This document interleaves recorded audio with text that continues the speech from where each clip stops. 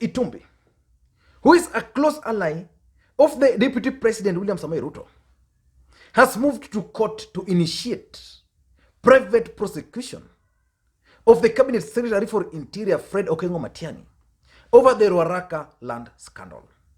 That's an interesting political development in this country. Because number one, Fred Matiang'i is a close ally of President Uhuru Kenyatta. And number two, Dennis Itumbi is a close ally of the Deputy President William Samoei Ruto. And at some point, Dennis Itumbi was also a close ally of President Uhuru Kenyatta. And just like I keep on saying on this platform, that in politics, nothing happens out of mere coincidence.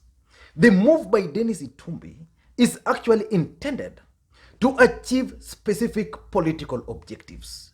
So today I want us to look at this move by Dennis Itumbi to take Fred Matiang'i to court over the Ruaraka land scandal.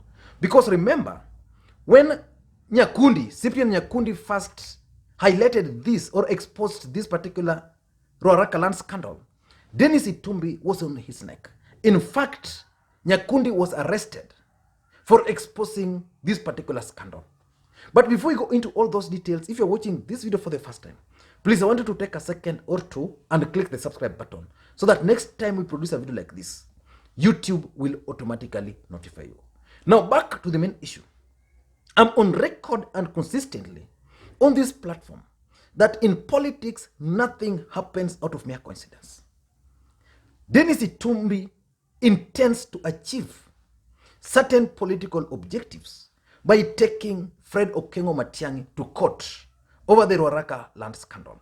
Now, I know most of you might have forgotten about this particular land scandal. Now, this is what happened.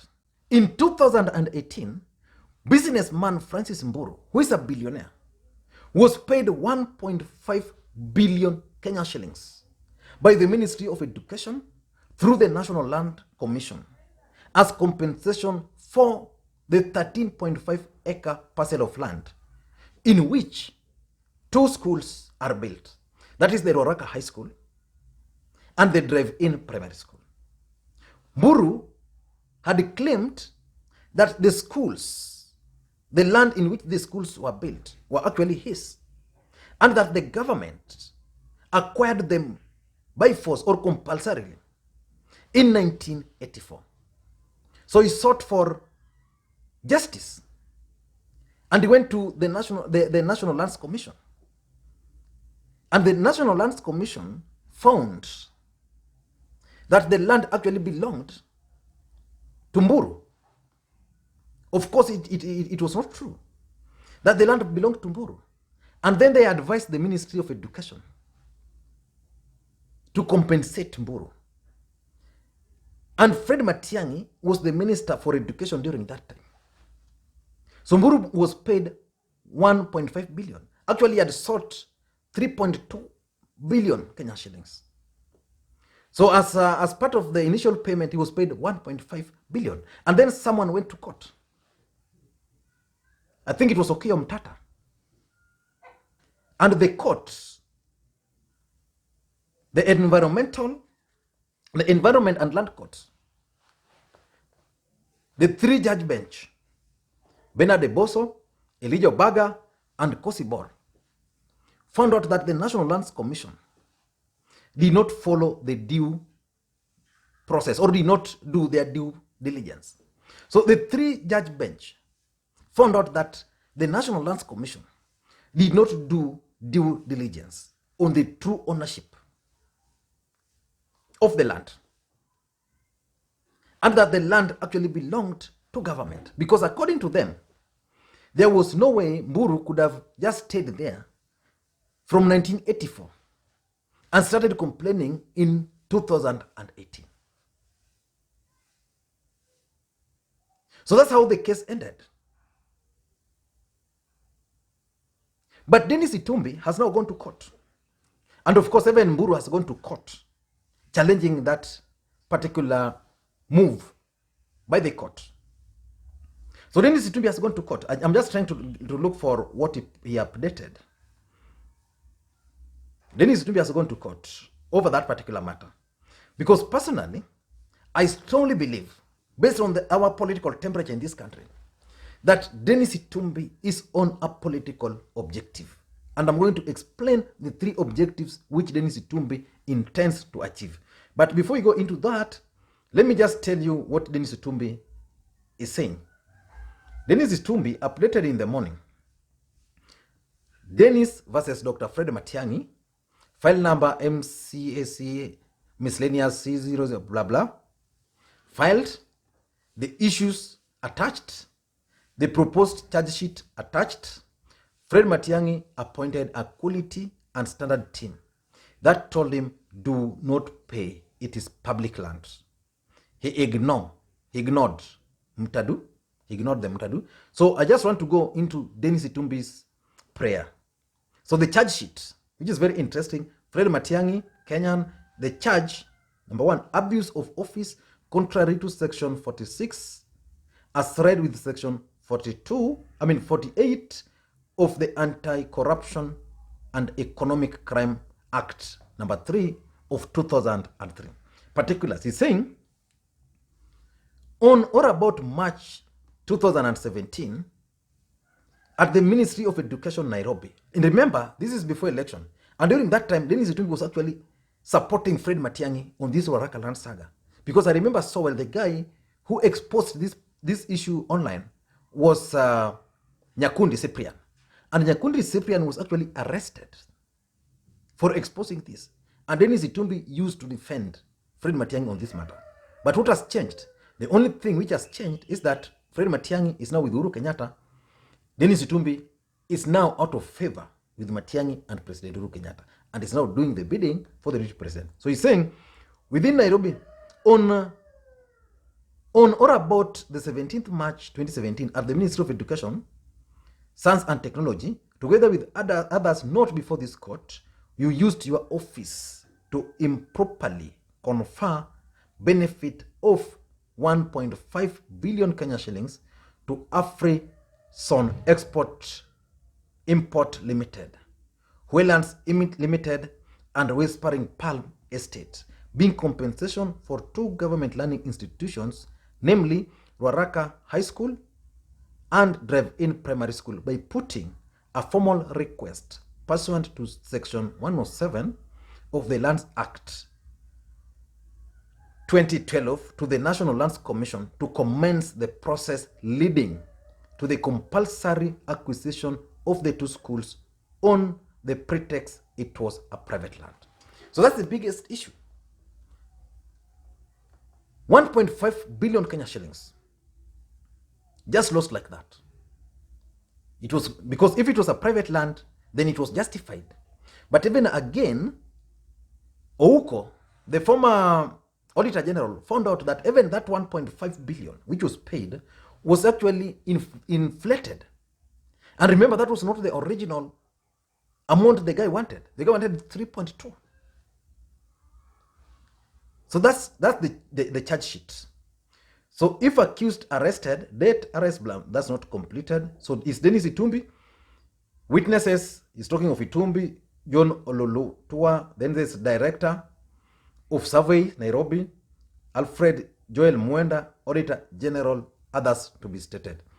And already on his Facebook page, he has stated here that Nairobi Governor Mike Sonko has agreed to be a witness against Fred Matiang'i in the private prosecution case that is now filed at the Anti-Corruption Court. He says records at the City Hall shows the land is public land. Interesting fact, even after illegally paying for it, titled Bado. So it means even after the payment was made for the land, Bado, there's no title yet for this. Of course, if the guy was demanding 3.2 billion and you paid him 1.5, transfer can't be effected. Let me continue what Dennis Itumbi is saying. So count 2, that was count 1. Count 2 is saying wishful failure to comply with the law and applicable procedures and guidelines relating to the management of public funds contrary to Section 42, be as read with Section 42 of the Anti-Corruption and Economic Crime. Particulars. On diverse dates between June 2017 and January 2018 at the Ministry of Education, Nairobi, within Nairobi County, being the Cabinet Secretary for Education, Science and Technology, and being a person whose functions concerned management of public revenue, willfully failed to comply with the recommendations in the Quality Assurance and Standard Investigative Report, and instead set up the necessary motions that authorized the Treasury to release 1.5 billion.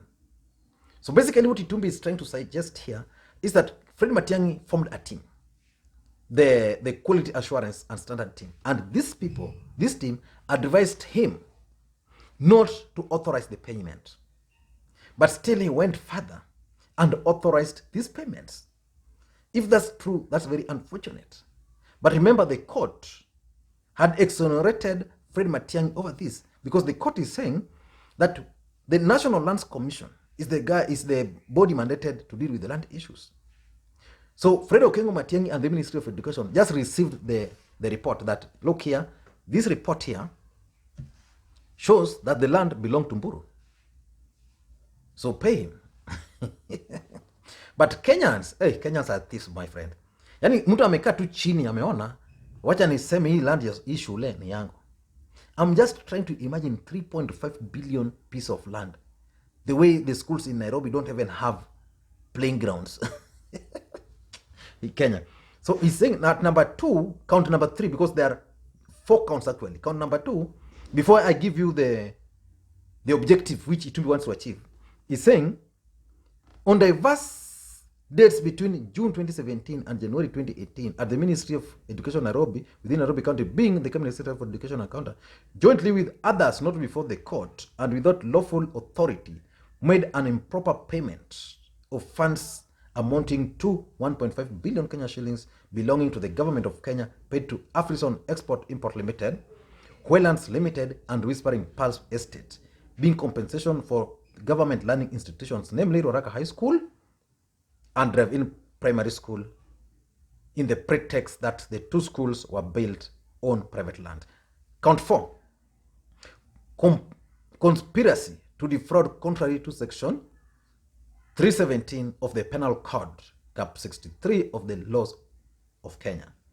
On diverse dates between June 2017 and January 2018 at the Ministry of Education within Nairobi County, being the Cabinet Secretary for Education and Science and Technology, jointly with others not before the court, jointly conspired to defraud the Kenyan government 1.5 billion Kenya shillings belonging to the government of Kenya, paid to Afrison Export Import Limited, Wetlands Limited, and Whispering Pulse Estate Limited, being compensation for 2 government learning institutions, namely Ruaraka High School and Drive-In Primary School, in the pretext that the 2 schools were built on private land. I keep on telling Kenyans that in this country, we have a lot of money for everybody. But the problem we have in this country is what we call greed. Someone sat somewhere, akajichorea, that we want to get 3.2 billion Kenya shillings from the government for nothing. So they identified a school and then went to the National Lands Commission. And actually this is the land which forced Swazuri out of office and his team. So they went to the National Lands Commission and figured out how they were going to defraud the government of billions. So the money just lost like that. Billions. We are not talking of hundreds or thousands here.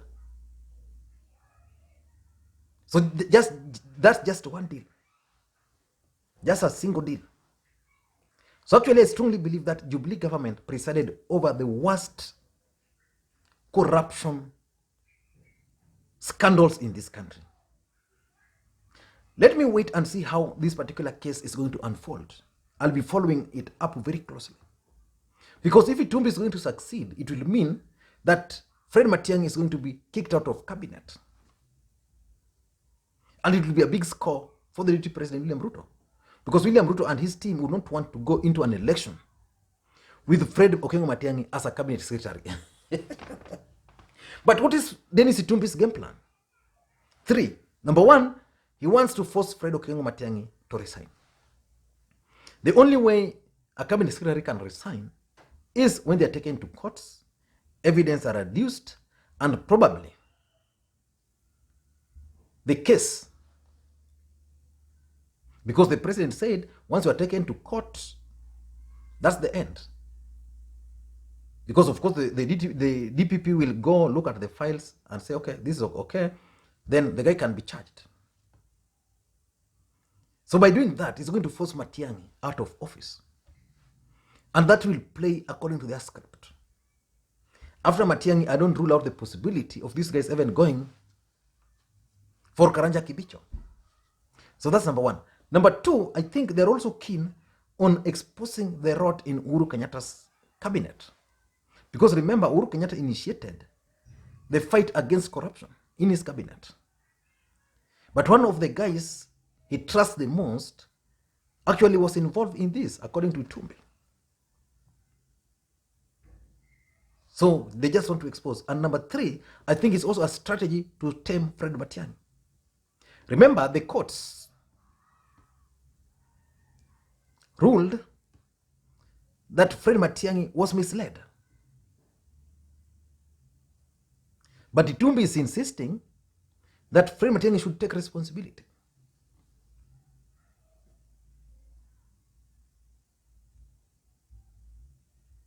So basically, if in this case, probably, the way I know Kenya operates, it could be a strategy to try and tame Matiang'i. So that aende slow, aende pole pole. Because if you look at this country, let's just be honest, the entire cabinet, Fred Matiang'i has worked in various ministries. So far, you can't pin a scandal on Fred Matiang'i. You can't. Apart from this Ruaraka land scandal, which the court found out he was misled.